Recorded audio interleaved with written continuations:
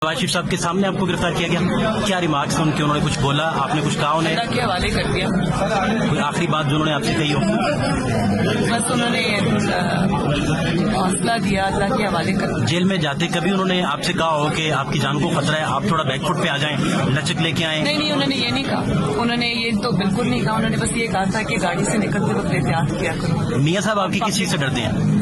मियाँ साहब जाहिर है वो मैं उनकी बेटी हूँ, तो मेरी जो सिक्योरिटी है, मेरा जो वेल बीइंग है, उससे कोई ऐसी गलती जो अब तक आपको याद आती हो, जो आप मियाँ साहब से भी डिस्कस करते हो कि अगर ये एक गलती हम ना करते तो शायद ये सारे हालात ना देखने को मिलते? पनामा पेपर से शुरू हो जाए अगर, या डॉन लीग से शुरू हो जाए, या मुशर्रफ के बाहर भेजने से शुरू हो जाए, कोई ऐसी गलती, सबसे बड़ी मिस्टेक तारीखी तौर पर किसे समझते आप?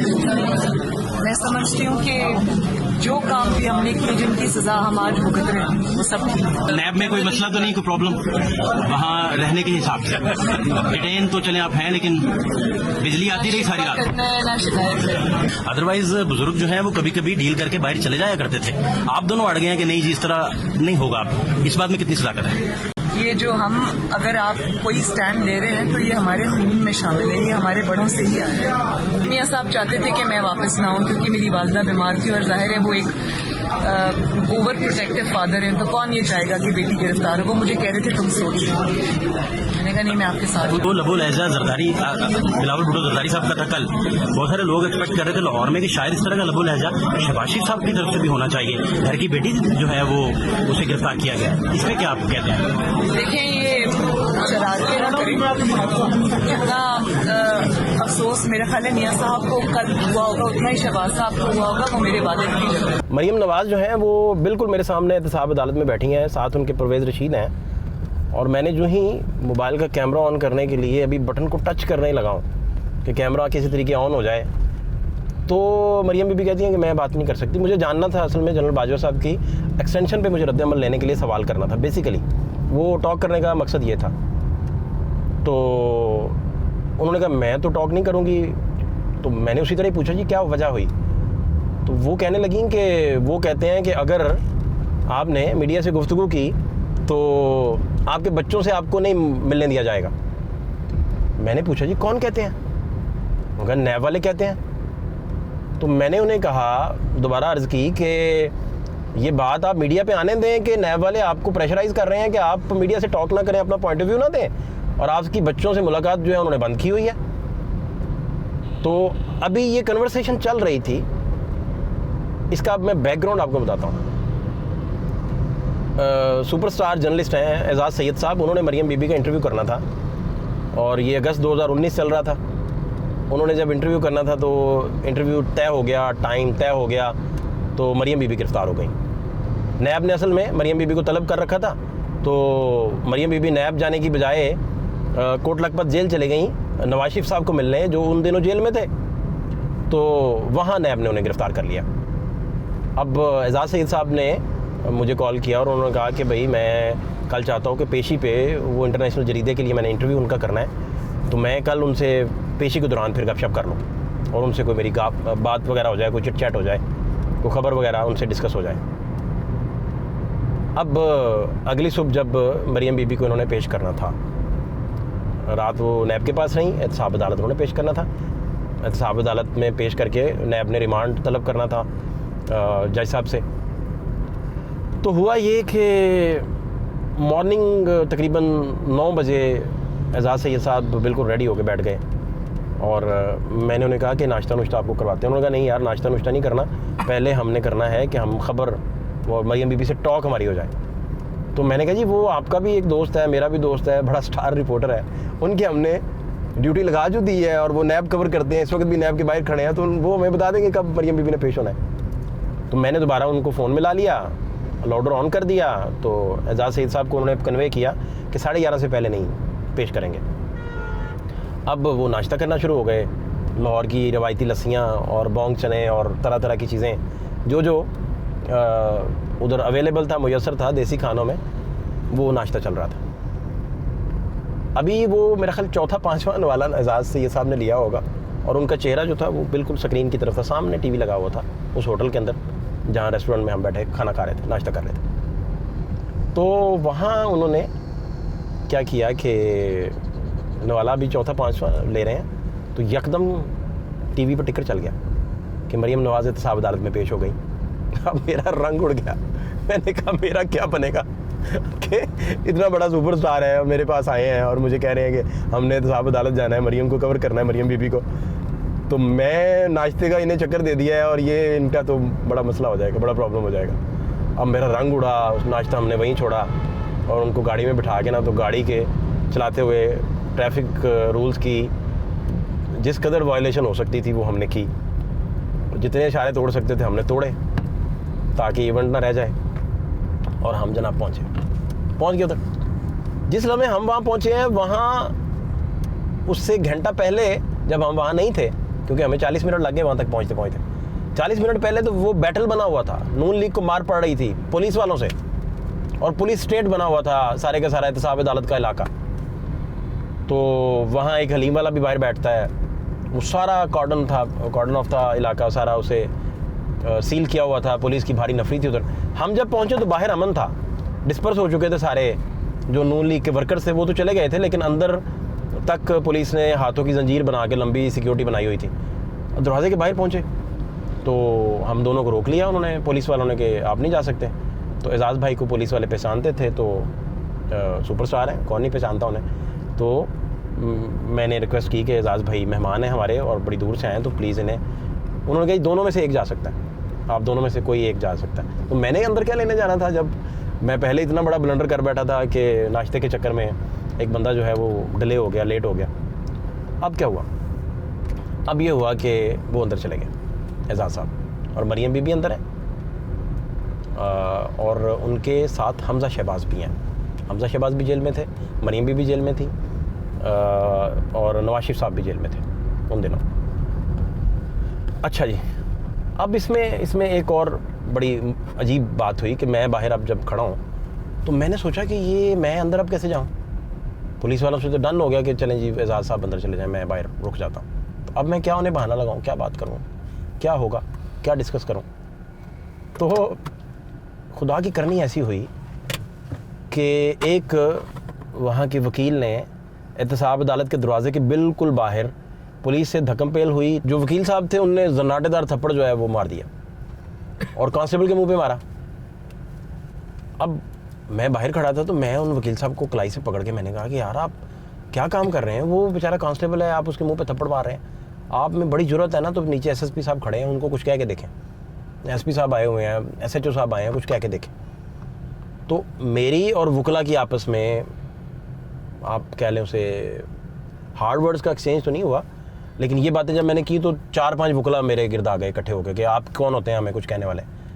तो उस तरफ से जो सारी एहतसाब अदालत के दरवाजे के बाहर सिक्योरिटी खड़ी थी वो मेरे हक में बाहर आ गई, उनके सामने के खबरदार आपने इनको कुछ कहा तो इस दौरान पुलिस वालों ने कहा कि आपके लिए हम क्या कर सकते हैं। तो मैंने कहा भाई मुझे अंदर जाने दें।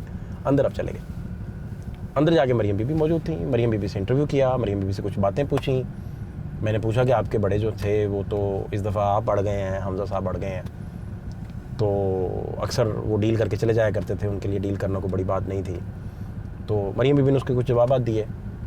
और उन दिनों अरशद मलिक का जज का जो केस था वो, और जो एक मुबैना ऑडियो वीडियो आई थी जज साहब की, वो बड़ी इन थी, उस पर बड़ी बातें थी, बड़ी गुफ्तगू थी, बहुत सारे सवाल एजाज़ सईद साहब ने भी किए।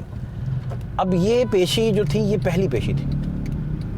अब मैं जिस पेशी का तज़किरा आपसे बिल्कुल आगाज़ में कर रहा था वो ये पेशी थी जिसमें मरीम बीबी कह रही हैं कि मुझे तो इजाज़त नहीं है, नैब वाले मुझे कहते हैं कि आपको बच्चों से बात नहीं करने देंगे। इस दौरान परवेज़ रशीद साहब फौरी तौर पर आए बीच में और उन्होंने कहा कि आप एक मुल्ज़िमा जो है उनसे बहस कर रहे हैं,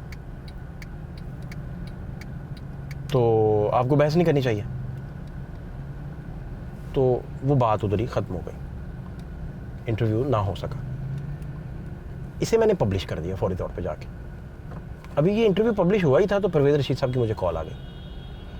उन्होंने कहा आप याद करें मैंने मुल्ज़िमा लफ्ज़ नहीं बोला था, मैंने कैदी लफ्ज़ बोला था। अब वहाँ घुटन थी बड़ी उस माहौल में।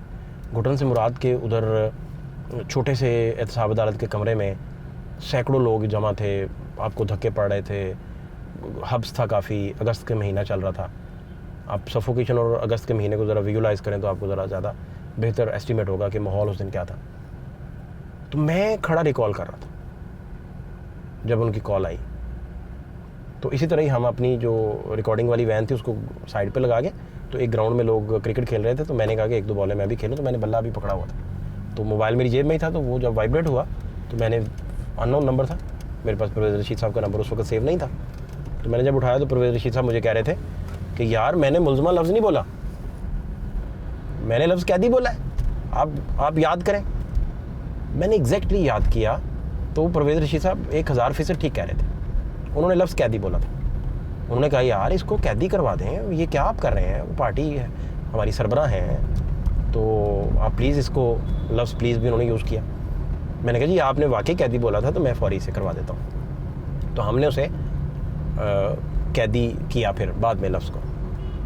अब इस सारी बैकग्राउंड के पीछे आप ये देखें कि मरियम बीबी जिस लम्हे मुझे कह रही थी कि मुझे वो बात नहीं करने दे रहे, और मीडिया से जिस दिन पहले ही इनकी पेशी थी तो उसमें एजाज़ सैयद साहब ने भी बहुत सारी अहम सवालात पूछे, जनरल बाजवा साहब के मुतल्लिक, जनरल फैज़ साहब के मुतल्लिक, जजों के मुतल्लिक, जजों की ऑडियोज़ के मुतल्लिक, कुछ छोटी मोटी चीज़ें मैंने भी पूछी उनसे जिनके उन्होंने जवाब दिए। उसके बाद वो जब नैब गई तो गवर्नमेंट इमरान खान की थी, और जो शहजाद अकबर साहब थे उन्होंने चेयरमैन नैब से रब्ता किया। चेयरमैन नैब ने जो है अपने नैब के बाकी लोगों को कम्युनिकेट किया, तो इन पर पाबंदी लग गई। ये तो वो ख़बर थी जो विजिबली हमारे तक आ गई। बाकी उस दौर में क्या हुआ होगा, किसने किसको कहा होगा, और उस दौर में हाकमियत किसकी थी, कौन लीड कर रहा था, कौन चीज़ों को लेके चल रहा था, वो अब तो आहिस्ता आहिस्ता परतें खुल चुकी बेशुमार। जिस लम्हे वो मुझे कह रही थी, अच्छा साथ ही मरियम बीबी ने बड़ी आहिस्ता विस्परिंग वाले स्टाइल में कहा परवेज़ रशीद साहब को मुखातिब करके कि अंकल वो मुझे कह रहे हैं कि आप मीडिया टॉक ना किया करें, नहीं तो मैं बच्चों से आपकी बात नहीं करने देंगे। तो देखें ना अंकल, वो ये कह रहे हैं। यहाँ तक हम सुन सके, यहाँ तक मैं उधर खड़ा रहा और मौजूद में रहा। जिस लम्हे वो ये बातें कर रही थी, आप देखें क्या माहौल होगा। अब जब डॉक्टर शेरी रहमान साहिबा कल मंजर-ए-आम पे आई और उन्होंने हाई कोर्ट उन्हें छोड़ता था वो फिर गिरफ़्तार हो जाती थी, हाई कोर्ट छोड़ता था फिर गिरफ़्तार हो जाती थी, मुसर्रत चीमा साहिबा अदालत छोड़ती थी वो फिर गिरफ़्तार हो जाती हैं। इसी तरह शाह महमूद कुरैशी साहब, उन दिनों आपको याद होगा कि हसन फवाद अंदर थे, आहद चीमा अंदर थे, राना सनाउल्लाह जो थे वो जेल में थे, और उन पे जो है वो स्मगलिंग का केस बना दिया गया था। तो जिस लम्हे मरियम बीबी ये बात कर रही थी तो उस लम्हे क्या माहौल था। और आज आप ये देखिए कि मरियम बीबी के वालिद जो हैं वो पीडीएम चला रहे हैं सारी। जरदारी साहब और नवाज शरीफ साहब, दो पीडीएम की ऐसी वॉइसेस हैं जिनकी बुनियाद पे सारे फैसले हो रहे हैं। और जरदारी साहब ने ज़रूर कैंडिडेट पेश किए थे शहबाज शरीफ साहब को कि इनको आप बनाएं, वज़ीर-ए-आज़म बनाएं, लेकिन वो नवाज शरीफ साहब की मर्ज़ी के बगैर तो नहीं बन सकते थे। अब मरियम बीबी जो उन दिनों जेल में थीं और सौबतें बर्दाश्त कर रही थीं और बड़े एतमाद और बड़ी दिलेरी के साथ कर रही थीं, फेज़ चेंज हो चुका। अब पॉलिटिकल इंजीनियरिंग जो है नून लीग, पीडीएम और ये सारे लोग कर रहे हैं, और लोगों को उठाया जा रहा है, उनको अंदर रखा जा रहा है और उनको कहा जा रहा है कि आप पार्टियां छोड़ दें। यही पीडीएम कल कलां को जब अपोजिशन में चले जाएगी और हुकूमत में आज वाली जमात होगी तो फिर क्या बनेगा, फिर क्या बातें हो रही होंगी। और अब सबसे बड़ी जो सबसे इम्पोर्टेंट चीज़ है जो यहाँ मिस नहीं की जा सकती वो ये देखिए कि शेरी रहमान साहिबा जैसी ख़ातून जो हैं जो ह्यूमन राइट्स के लिए बड़ा काम करती हैं, उन्होंने सियासत से ही जो है वो अब मरियम बीबी जो है नवाज शरीफ साहब सारी पीडीएम चला रहे हैं, और मरियम बीबी के चचा जो हैं शहबाज शरीफ साहब वो वज़ीर-ए-आज़म पाकिस्तान है, और पार्टियों को पीटीआई के सुपरस्टार्स को उठाकर कुछ गायब हैं, मंजर-ए-आम से गायब हैं, हमाद अज़हर छुपे हुए हैं, शाह महमूद कुरैशी जो हैं उन पर ट्राई जारी है कि वो अपनी हमदर्दियाँ चेंज कर लें, परवेज़ इलाही साहब को कहा जा रहा है कि वो अपनी हमदर्दियाँ चेंज कर लें, तो और भी बहुत सारे लोग हैं, उन सब पे काम हो रहा है।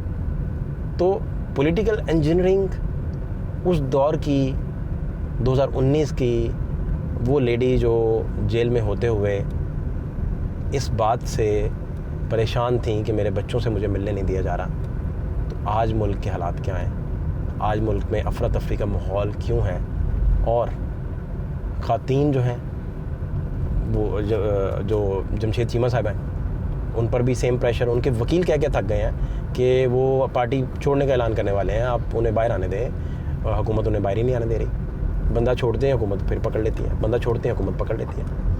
एक यास्मीन राशिद जो है, एक यास्मीन राशिद, उनको कोट लखपत जेल से अंदर से, जेल के अंदर वो बिहाइंड बार्स थी, वहाँ से किसी और मुकदमे में पकड़ के तो सर्विसेज मुंतकिल करना था, तो 7 घंटे पुलिस के जो हैं वो 6 उनकी जो वैन्स थी, वो 2 प्रिजन वैन्स, 4 लीड के डाले, तो वो सारे 6, 7, 8 घंटे उधर दोपहर 3 बजे खड़े हुए और रात 11 बजे मुंतकिल किया। आप घंटे गिनने कितने हैं। तो इस तरह के हालात में ये पॉलिटिकल इंजीनियरिंग का जो मामला है और लोगों से कहा जा रहा है कि आप अपनी हमदर्दियाँ बदल लें, अपनी पार्टी बदल लें, तो बहुत बड़ा सवालिया निशान है उन सारे लोगों पर जो कल कलां जमहूरियत के चैम्पियन बने हुए थे।